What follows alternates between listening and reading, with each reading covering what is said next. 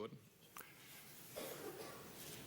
First, for Ms. Garvey and for Mr. Manno, knowing that you're fully aware of your oath, our first question is, to your knowledge, did the FAA possess any information regarding a terrorist plot to hijack aircraft and to use them as weapons on targets in the United States, or any other plot that resembled such an operation prior to 9/11?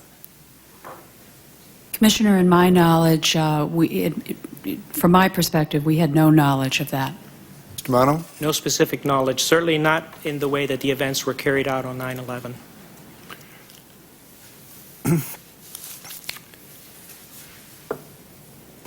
Ms. Garvey,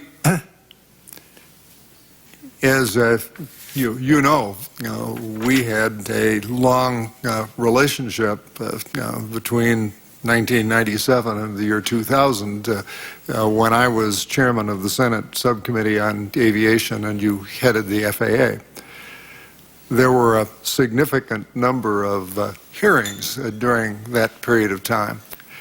Would you characterize those hearings as primarily related to competitive issues, to airport capacity, slots and landing slots and rights and the like, to aircraft safety from the point of view of the rules that you adopted with respect to aircraft safety, and to the extent that they dealt with security exclusively or almost exclusively on the subject of explosives on aircraft? Commissioner, I think that's a fair characterization. I would add one caveat, and that is the economic issues really was the domain of the Department of Transportation, but certainly capacity, explosives, safety issues, those were FAA and certainly had a number of hearings. Demands for a passenger's Bill of Rights, for example. That's correct. That, of course, would have been more DOT as well. And those subjects were also the primary subjects of the Gore Commission, whose recommendations set many of the boundaries for concerns during the years, at least that I was there, up until the year 2000. Is that not correct? I would agree with that assessment, Commissioner.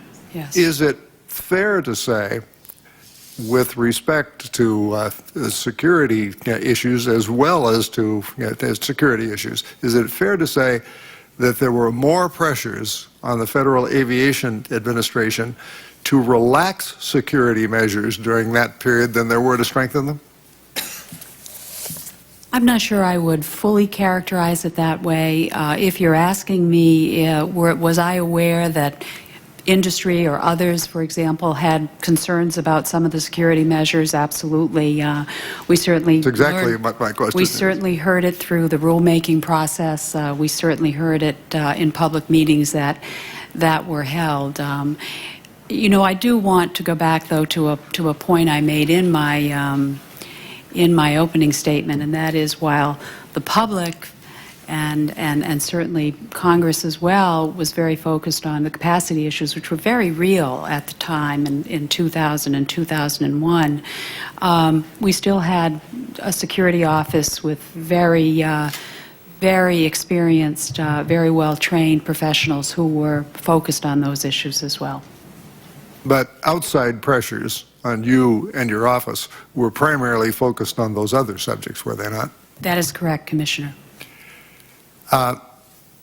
One example of these security matters, you saw the knife that was circulated during the course of your testimony, which now at least we all can draw a breath at how lethal it was. Can you say why it was that a knife of that size and potency was universally considered to be something which could regularly be carried onto aircraft? Was there a great deal of pressure, for example, that anyone should be able to take a Swiss Army knife with him or with her on an aircraft? Were any of the rules, were any of the suggestions in this 5-year rulemaking that had not been completed directed at weapons of that nature? I don't remember that discussion when I was the administrator. I can give you a little bit of perspective, at least from my perspective. As you indicated, that policy was in place on 9/11. It was a policy that had been in place that is prohibiting knives larger than 4 inches. It is a policy that, is my understanding, had been in place since the 1970s. But again, if you go back to 9/11 and you think about the atmosphere in an airport, knives were very commonplace. Knives were used as part of the meal service in the airlines. If you were to stop at a security or a souvenir shop, even beyond the secure area, it is possible that you could purchase a pocket knife and so forth. And from the security, intelligence experts, from the law enforcement people, the greater threats, as has been indicated even by the staff report, the greater threats were from larger, more lethal weapons and from explosives. Clearly, with the benefit of hindsight, as you pointed out, we have a different view. I do think it is important to remind ourselves, as the staff statement reminded us, that we are and we're dealing with an incredibly intelligent, well-trained, disciplined terrorists who may have used any other number of common household items as a lethal weapon as well. And who just flat out beat us. That's right, Commissioner. At our May hearing, you testified, and I quote, that perhaps the greatest lesson of September 11th is that the terrorist threat is just as real here at home as it is for our embassies in East Africa, a naval destroyer in Yemen, or the Marine barracks in Beirut, end quote. At least in retrospect, should not that have been the lesson of the 1993 World Trade Center bombing?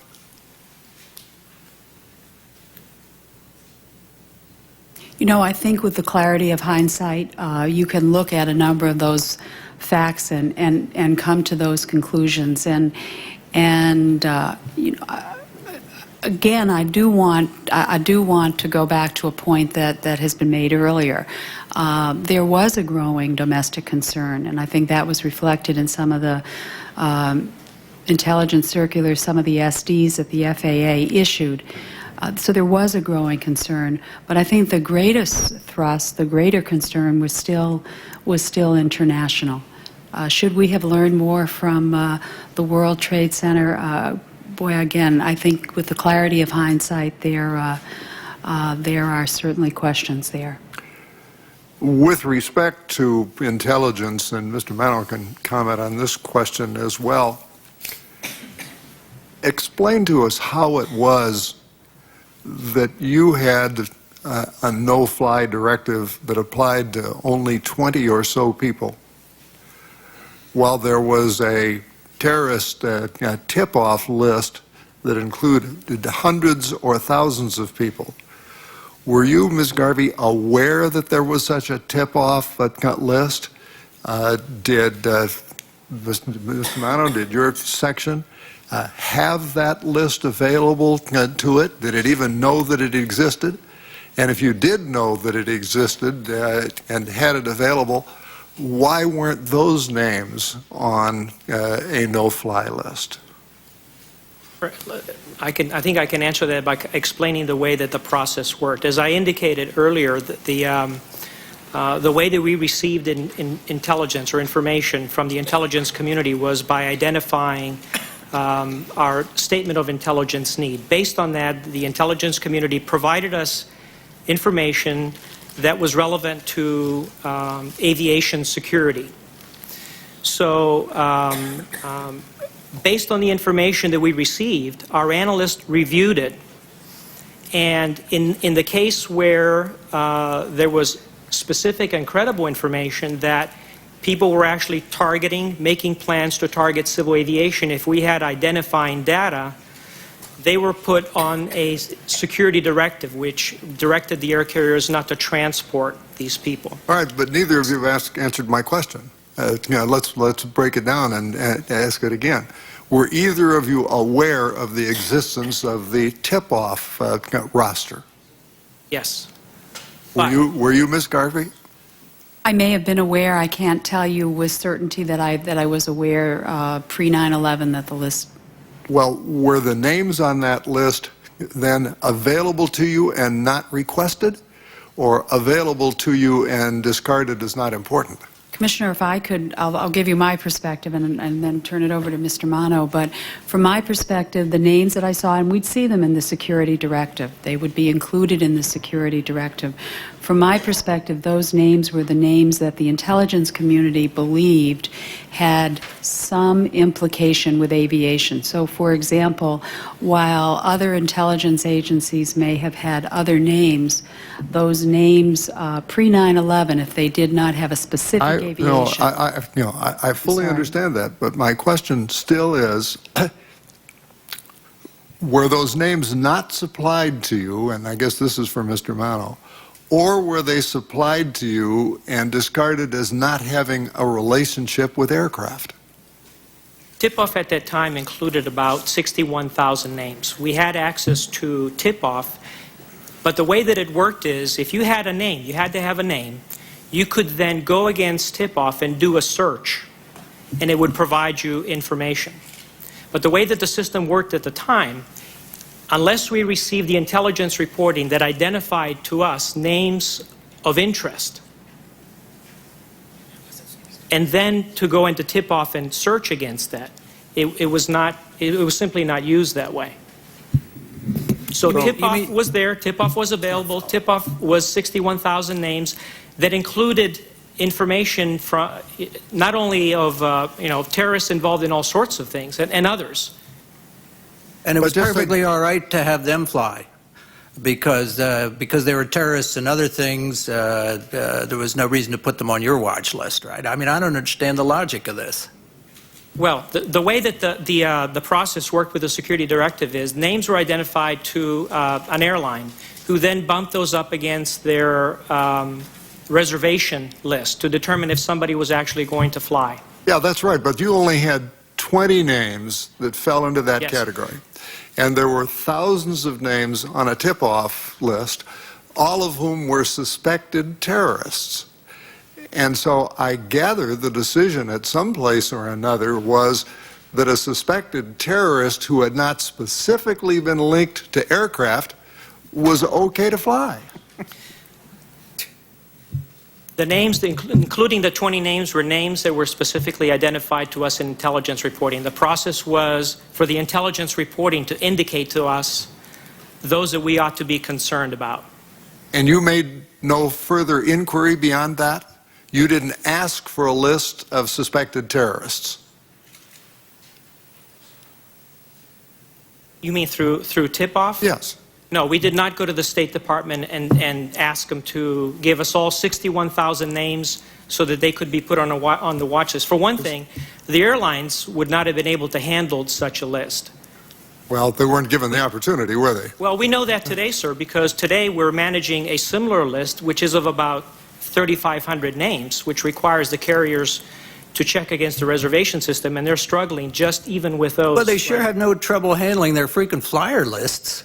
I mean, that's ridiculous. Your whole testimony it talks about process. You've described to us, it sounded like an indoctrination course for your new employees, describing the process. What about common sense? Did you ever step back and say, no, look, my job is not to wait till the intelligence community gives me finished product, but to look at this and say, does it pass the common sense test?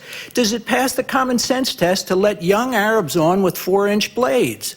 Didn't any of you, leadership is about not taking the process, which you hide behind, but about saying this is not sufficient. Of course they can handle thousands of questionable people. Of course young Arabs should not be allowed on airplanes with 4-inch blades. Yet none of you applied common sense. I want to, Secretary Lehman, that's right, you know, every time I fly, every time I make a reservation, I get a frequent flyer credit. the airline has no difficulty in doing that for me to check my name against its list every time. I can't see how it has a problem with 3,000 or 60,000 suspected terrorists. But let's leave, you answered my first question, I think, accurately, that as of 9/11, you did not anticipate or expect, you did not imagine the kind of hijacking that actually took place with suicide and the killing of many people in mind. Let's accept that. But certainly, with respect to all of the hijackings that have ever taken place before, you were anticipating and were working against the kind of hijacking that went to Havana or that asked for the release of prisoners, or the like, and yet you never, either of you, and I guess this would apply to Admiral Flynn as well, decided to have an expanded no-fly list of suspects. Is that correct? The list at that time was based on specific and credible information that we had. The other two? Any answer beyond that? I regret to say that I was unaware of the tip-off list and was unaware of it until yesterday. This is the list. And these guys, some of these guys had associations. That's the list. Now, one other thing. Are you saying, you who are current today, that there are only 3,500 people on a no-fly list today? There's actually two lists, a selectee and a no-fly list, and actually the number is greater than that. What is the relationship between the FAA at the present time and the tip-off program? Well, as you know, tip-off has now been rolled into the TSC process. Okay. So the way that the system works is that we obtain information from that list, and people are put on the no-fly list based, again, on indications that they pose a threat to aviation. But merely being a suspected terrorist doesn't get you on that list. Pardon, sir? Merely being a suspected terrorist doesn't get you on that no-fly list. It can. It depends what group you're associated with and what other information there is. Wow. As an example, I find that to be an incredible answer. As an example, there's a lot of information that came out of the war in Afghanistan when the camps were discovered there, lists and things like that. And those names, because of their ties to Al-Qaeda, are put on our no-fly list. Well, I must say I would strongly suggest that when the intelligence agencies of the United States have a name that they expect or suspect to be a terrorist, that name ought to be on the no-fly list. And I think, in my view at least, that's a no-brainer. Back to you, Ms. Garvey. Does the FAA, or did the FAA, have any kind of supervision over flight training schools? Obviously, to license a pilot requires a certain degree of education, but is there any monitoring of the schools at which young men and women receive that flight training? Commissioner, for the flight schools, there are standards and requirements that a flight school would have to attain in order to get an FAA certificate. And depending on the level of training they are providing, those certificates would vary. But that certificate goes to the school. That just says you do a exactly right, competent Commissioner, job. and that's exactly but right. There's no connection. The school doesn't have to report the names of the people who are taking the training or the degree of training that they've received to you to check against any kind of license application? Pre-9/11, there was no vetting of the individual students who signed up in the schools. Is there now? Yes, there is, Commissioner. Post 9/11 there, and as part of the legislation, and even before that, as an emergency action, there is vetting of the of the student and an actual verification that the school must receive and submit to the FAA from the country, from the student's country. Ms. Garvey, as the administrator, how much of your time did you spend on security matters? How often were you briefed, for example, by people like the Admiral or Mr. Manno?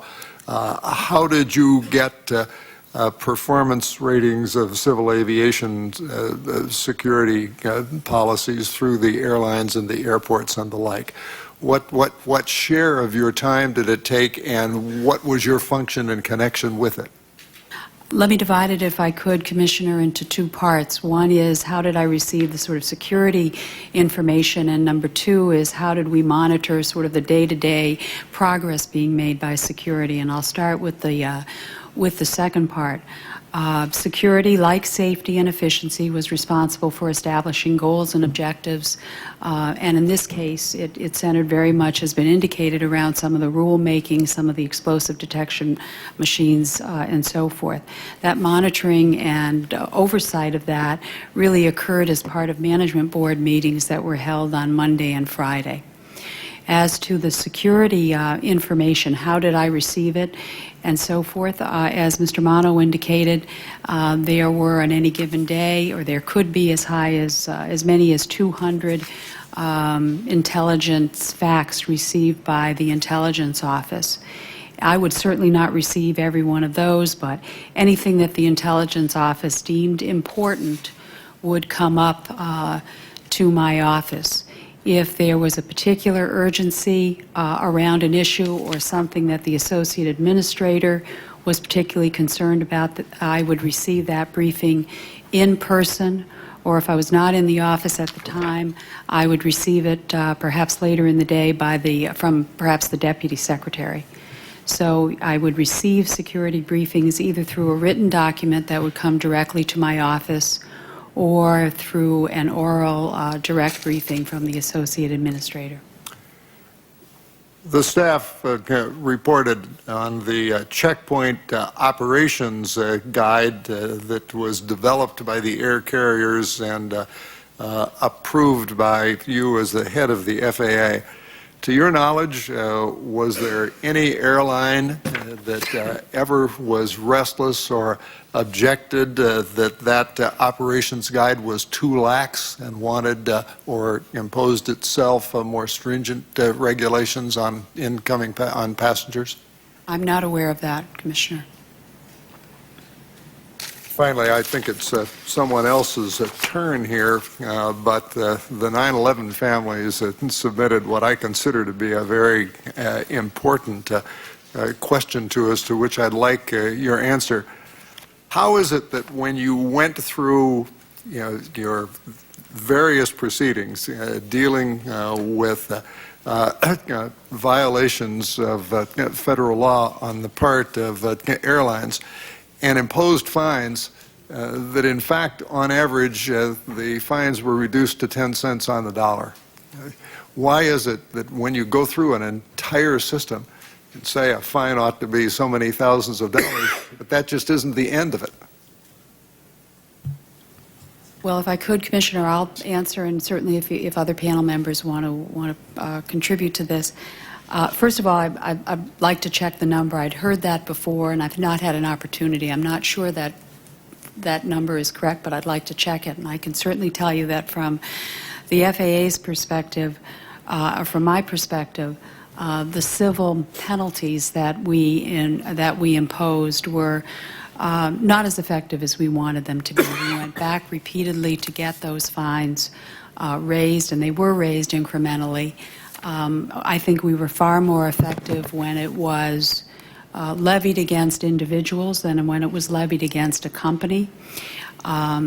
Frankly, I think sometimes we found the best way or sort of the best, the more effective way was to publicize that, and we did that. But there's also the due process. The inspector or the special agent who first brings the action forward submits that, and there is also, of course, the due process where the lawyers for either the individual or the lawyers for the airline goes through the process with the FAA, and a determination is made. I don't know if it's 10 cents on the dollar. It was That's never a as lot high of as due, we'd like that's to a have. lot of due process to go to 10 cents on a dollar.